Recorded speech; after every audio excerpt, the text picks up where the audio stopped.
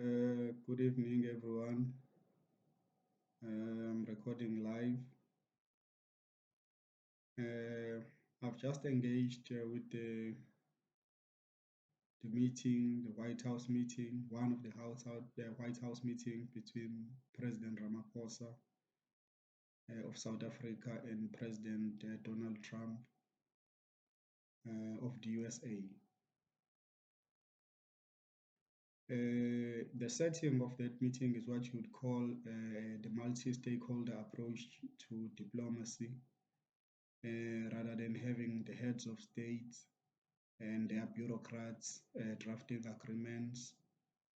We saw many stakeholders, what President Ramaphosa called the social compact,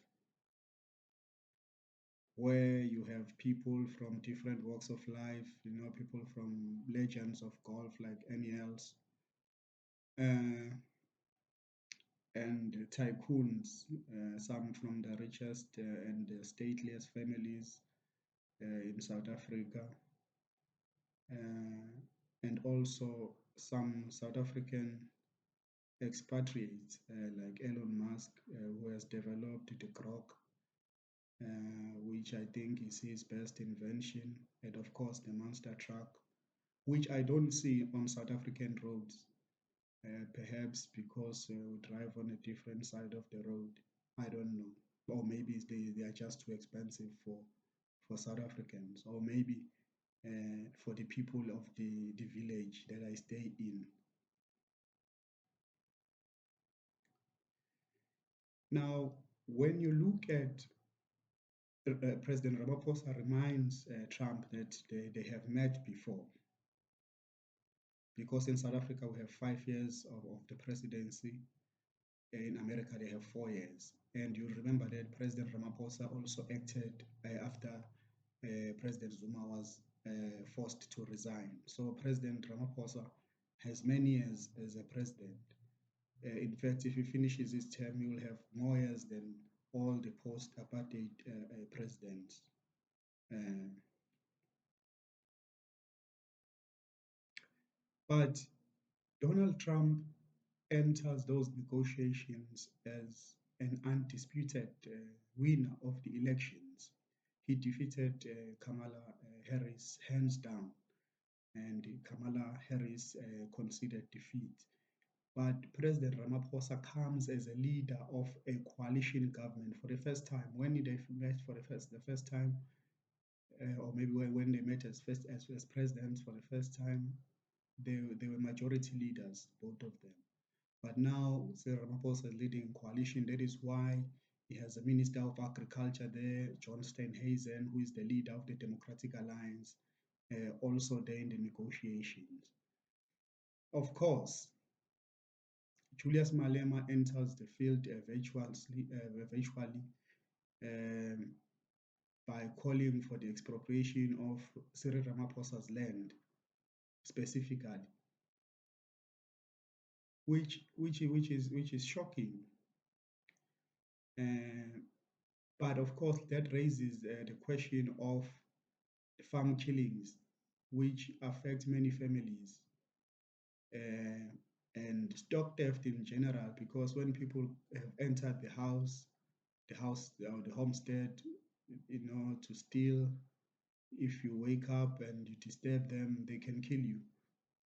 And it can happen to anyone, not just a white farmer. It can happen to anyone. People can even get raped by people who are coming to steal. Of course, Donald Trump speaks to Ramaphosa as a person who has survived an assassination attempt during his campaign trail, where he lost blood to win the presidency of the USA, and actually forced President Joe Biden to withdraw and give way to Kamala Harris, because President Trump was able to convince President Biden that he was too old to run for office. But of course, I feel that there were some opportunities missed in that discussion, because I'm thinking that the United States of America is going to be hosting the Soccer World Cup. South Africa has hosted the Soccer World Cup. That would have been a great opportunity to share expertise, what South Africa experienced in 2010, and to help the US government to prepare for the World Cup that is coming. And also, I would have loved to see people who are representing the interest of the NBA, for example, to say, how do we grow the NBA in South Africa and involve more people of diverse backgrounds according to the Constitution of the Republic of South Africa, of course, and also the US Constitution, which supports the pursuit of happiness. So I would have loved the discussion to be so the discussion became too focused on the interest of the farmers. So obviously, we remember that was it Aristotle who said democracy favors uh, farmers, people who are involved in agriculture, like herdsmen and farmers, people who have time to for discussions. So perhaps uh, that is why there were those kinds of interests there represented in that bilateral meeting between South Africa and USA, but which became uh, a social compact. Which brings me to another question or to another topic to say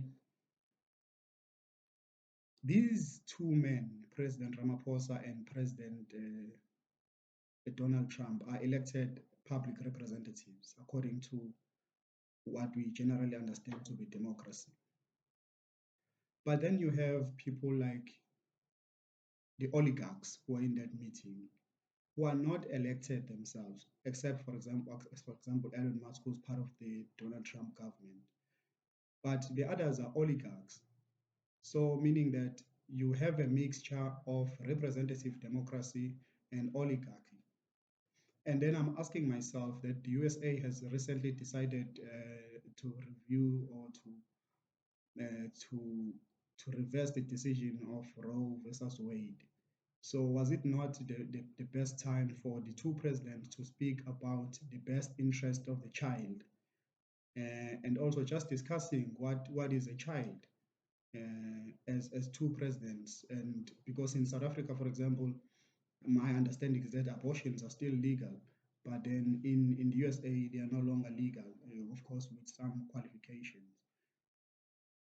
So that would have been a very useful point to talk about rather than just focusing on the interests of the farmers.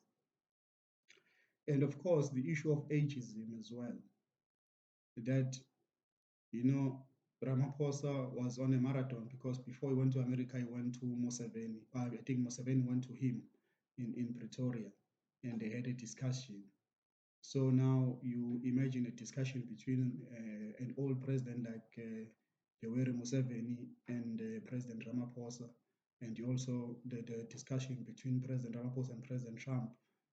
So the issue of ageism and also the likes of Rupert also coming in as elder statesmen from stately families, uh, which brings all those elements to say now you can have an elected representative, but then that elected representative might respect age or seniority of some other person, meaning that the person that you have elected also has other gods. So, which brings a problem for representative democracy going forward. Thank you very much.